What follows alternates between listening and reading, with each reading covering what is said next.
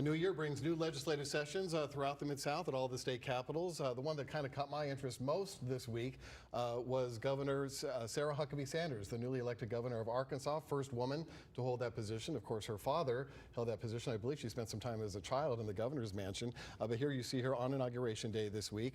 She was sworn in. And it didn't take her long after that swearing-in ceremony to issue some executive orders right away, in fact, that she decided to impose, and we'll run through them for you here.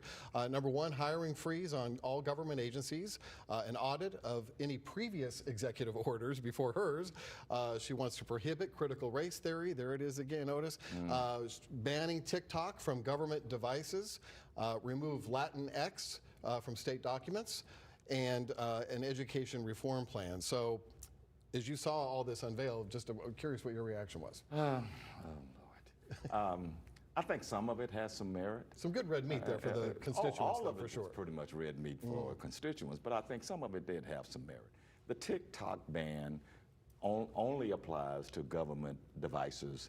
That is a bipartisan issue. A lot of Democratic states are doing it, and even the federal government is doing it. And I think there's a bill on President Biden's desk to make it a federal thing too, that government devices can't use TikTok because there is a legitimate concern there. It's owned by a Chinese company. Owned by a Chinese company, and the fear is, and the belief is, that they are trading information to the Chinese Communist Party, and that hurts us in the long run. I don't have a problem with that.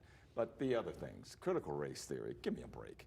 I mean, that's a dead horse that has been beaten to double death. And then you got the Latinx executive order, which is a waste of time. It's totally for red meat, and it's only there to inflame and sort of create her, or further create her bona fides as a conservative. Okay, what are your thoughts? Well, the critical race theory ban is the one that is particularly irksome to me. I pastored, as you know, a church in Northeast Arkansas for 10 years in Crittenden County. The church that I pastored, when it was founded, had 2,000 members in rural Crittenden County. The reason it dwindled in size is because during the early 1800s, the KKK and ignorant, insane whites, mobs, literally ran doctors, black doctors and black lawyers, black preachers out of Crittenden County, literally at gunpoint, put them on the trains and made them go north, anywhere but Crittenden County. So for the governor of the state to act as though, well, that didn't really happen, we would never teach anything like that, it's just ridiculous, man.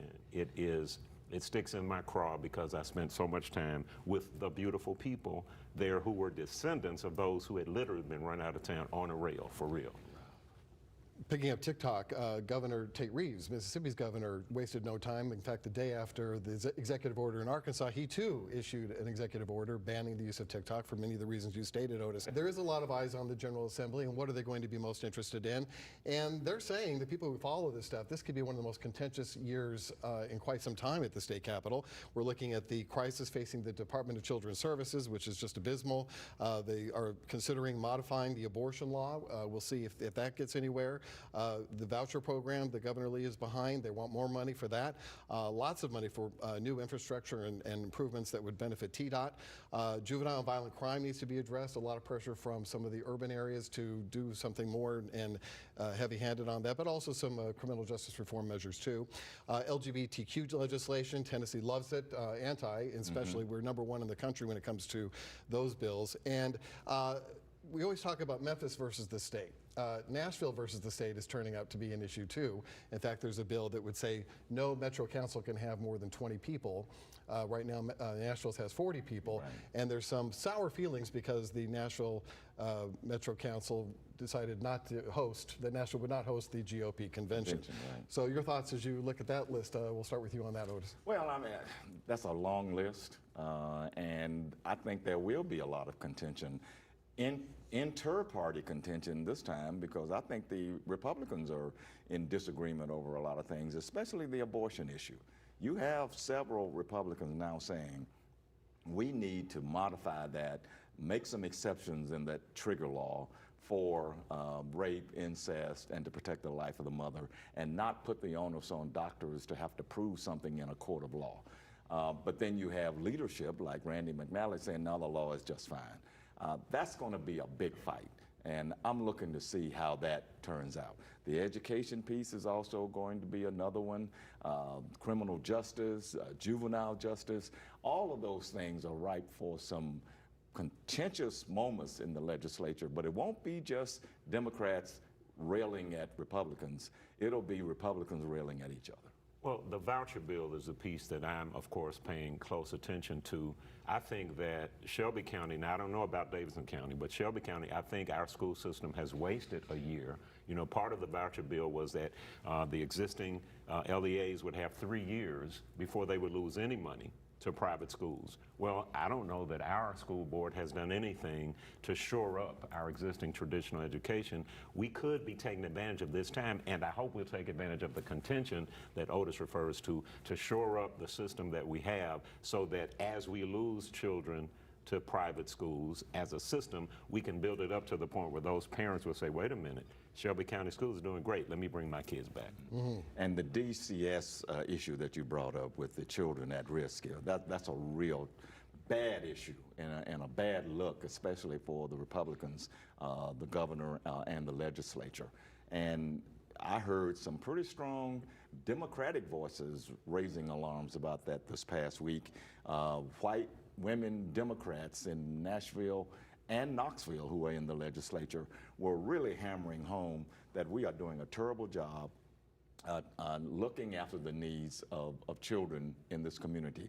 And one person made a point that now that we are a forced birth state, meaning abortions are outlawed, we have to do a better job than what we're doing with the children that we already have.